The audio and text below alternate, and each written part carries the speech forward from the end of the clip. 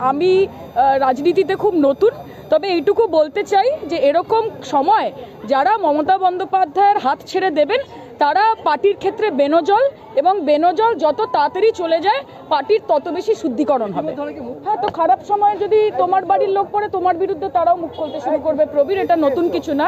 এবং আমি তো বলবো মিডিয়ার কথা, যেই মিডিয়া এতদিন বলতো মমতা বন্দ্যোপাধ্যায় লক্ষ্মীর ভান্ডার দিলে সেটা ভাতা এবং সেটা বিজেপির সরকার দিলে সেটা হচ্ছে মাস্টার স্ট্রোক, আমার মনে হয় মিডিয়ারও খুব দরকার আছে নিজেদের আত্মসমালোচনা করার। এইটা খারাপ সময়ে মানুষ মুখ খোলে নিজের জন্য।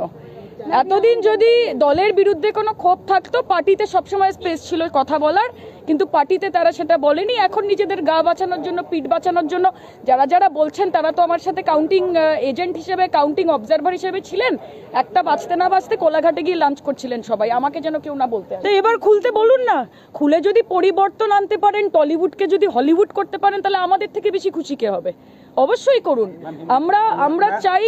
আমরা চাই যে প্রগতি হোক। আজকে গোটা রাস্তায় আমরা জানি না আপনারা অ্যাকনলেজ করবেন কিনা, সকাল হোক, দুপুর হোক, রাত হোক, মধ্যরাত হোক, যে এরকম ভাবে একটা শুনশান কলকাতা আমরা দেখছি, এটা তো একটা বিষয়। আপনারা আমাকে বলতে হবে না, নিজেরা দেখুন মানুষ খুশি কিনা। তারা টলিউড উদ্ধার করতে পারবেন কিনা বলতে পারেন না, কিন্তু নিজেদের ক্যারিয়ার ডেফিনেটলি পুনরুদ্ধার করবেন। কেন, I am a full fledged রাজনীতিবিদ এবং আমি একজন নির্বাচিত জনপ্রতিনিধি যাদবপুর লোকসভা কেন্দ্রের, এবং দলের সঙ্গে আমি রয়েছি। আমি পশ্চিমবঙ্গ তৃণমূল যুব কংগ্রেসের সভানেত্রী।